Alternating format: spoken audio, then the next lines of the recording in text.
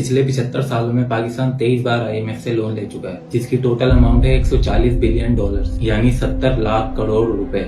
जी हाँ, ये इम्पॉसिबल सी रकम वाकई में एग्जिस्ट करती है, जो कि हमारे पॉलिटिशियंस अब तक IMF से कर्जा लेकर खा चुके हैं, जिसमें से 15% डिक्टेटर्स ने, 9% PTI ने, 32% पाकिस्तान मुस्लिम लीग नून ने और सबसे ज्यादा 44% पाकिस्तान पीपल्स पार्टी ने लिए। ये इतना पैसा है कि अगर पूरे पाकिस्तान को इसके लोगों समेत बेच भी दिया जाए तब भी ये कर्जा उतारा नहीं जा सकता। ये इतना पैसा है कि पाकिस्तान की पूरी जमीन पर 100 वाले नोट्स बिछा दिए जाएं तो जमीन खत्म हो जाए, लेकिन ये पैसा पूरा ना हो। लेकिन अफसोस, ये सारा पैसा सिर्फ चंद लोगों के स्विस अकाउंट्स में ब्लैक मनी बन के पड़ा हुआ है और एक आम पाकिस्तानी अपनी मंथली इनकम का 30% हिस्सा इन्फ्लेशन और बाकी का 70% महंगी बिजली और पेट्रोल खरीदने में खर्च कर देता है। अब आप सोचेंगे कि जब इतना पैसा लूट ही लिया है तो और महंगाई करने की क्या जरूरत है, लेकिन मेरे दोस्तों, महंगाई गवर्नमेंट नहीं बल्कि कोई और करता है।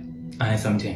इमेजिन करें कि आपकी एक दुकान है जिसे चलाने के लिए आपने बैंक से कर्ज लिया हुआ है, जिसके बदले आपने वही दुकान गिरवी भी रखवाई हुई है और आपको कर्जा देते वक्त बैंक ने ये शर्त रखी थी कि आप चीजें मेरे हिसाब से महंगी करके बेचेंगे ताकि आप मेरा कर्जा जल्द से जल्द उतार सकें। तो यहाँ वो दुकान है पाकिस्तान और महंगाई होने का सीधा ताल्लुक उस कर्ज से है जो हमने IMF से ले रखा है। IMF इंटरनेशनल मॉनेटरी फंड वो इदारा है जिसे दुनिया के तमाम 190 मुल्कों ने अपनी फाइनेंशियल स्टेबिलिटी के लिए बनाया था ताकि गरीब मुल्क भी तरक्की कर सकें। सीधी जबान में एक बैंक जो लोगों की चीजें गिरवी रखकर उन्हें सूद पर कर्ज देता है। फर्क बस यह है कि इस बैंक में कर्ज लेने वाले से नहीं बल्कि गिरवी रखी हुई चीज से वसूल किया जाता है और गिरवी रखी हुई चीज है हमारा पाकिस्तान। दुकान चलाने वाले कर्ज ले लेकर चेंज होते रहते हैं और पाकिस्तान पर कर्जा बढ़ता रहता है, जिसका सीधा बोझ आपके और मेरे कंधों पर टैक्स की सूरत में गिरता है। और आज हमारी हालत ये हो चुकी है कि महंगाई की वजह से 60% पाकिस्तानी किसी न किसी नफसियाती मर्ज का शिकार है और हालात से मजबूर रिश्वत, करप्शन, झूठ, स्ट्रीट क्राइम, सीधी जबान में चंद पैसों की खातिर लोग अपना जमीर बेचने पे मजबूर है। भूखा तो खैर आज भी कोई नहीं सोता,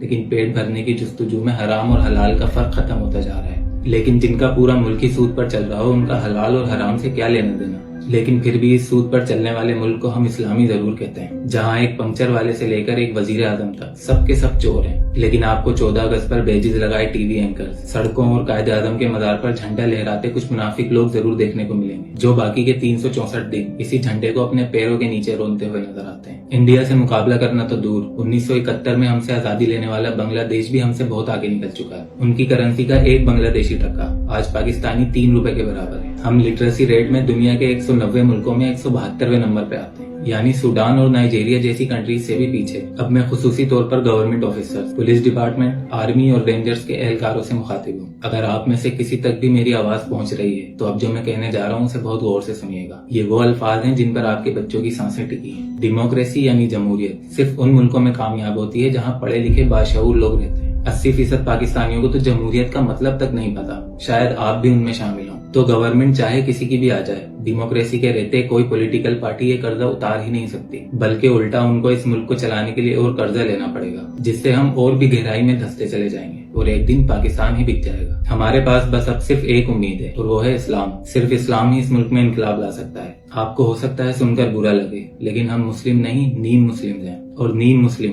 इस्लाम के लिए काफिर से भी ज्यादा खतरनाक होता है। खिलाफत का डंडा और सख्त शरई कानून ही हम पर लगाम लगा सकते हैं, वरना डेमोक्रेसी तो हम बेईमान लोगों के घर की लौंडी है और ये गलत हाथों में आ जाए तो क्या होता है, उसकी मिसाल इस पूरी दुनिया में पाकिस्तान से बेहतर और कोई हो ही नहीं सकती। नीम मुस्लिम ही सही, लेकिन इतना तो सबको पता होता है कि इस्लाम मुल्क से बड़ा होता है। चंद पैसों के लिए जिस गवर्नमेंट के आप मुखलिस बने हुए हैं वो आपके बच्चों के मुस्तकबिल के लिए सबसे बड़ा खतरा है। तो आप सब और बाकी पाकिस्तानी बाकी झंडों के नीचे से निकलें और इस्लाम के झंडे के नीचे एक हो जाएं, इससे पहले कि पाकिस्तान इस दुनिया के नक्शे से ही मिट जाए।